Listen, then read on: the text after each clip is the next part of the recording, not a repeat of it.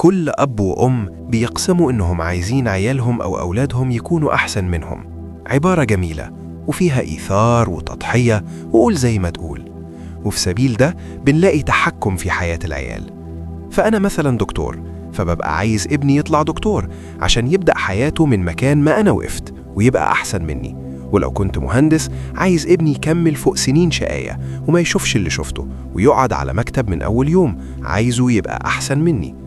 فبنضغط على عيالنا بحجة إننا عايزين نشوفهم أحسن مننا، وفي سبيل النية الحسنة دي ممكن نقطع رقبة أحلامهم الخاصة وطموحهم اللي ممكن ما نكونش فاهمينه، وفوق ده نصادر حقهم في التجربة والوقوع والخطأ والصواب.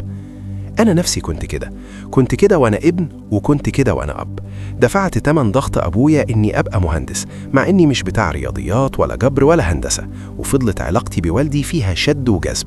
هو عايزنا نبقى أحسن حاجة في الدنيا بس وفق الإطار اللي هو شايفه.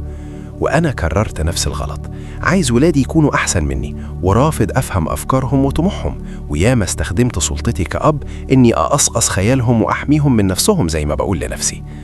فلما قعدت أفكر لقيت إن العبارة اللي اتربيت عليها كل أب عايز ابنه يكون أحسن منه وكل أم عايزة عيالها يكونوا أحسن منها، لقيت العبارة دي غلط. غلط. العبارة الصح إني لازم أشتغل إن عيالي يكونوا أسعد مني. أسعد مني غير أحسن مني، غيرها خالص. أسعد مني بطموحه وأفكاره، بحقه في التجربة سواء نجاحها أو فشلها. أسعد مني بثقته بنفسه اللي بتتبني من الاحتكاك والوقوع والوقوف من تاني.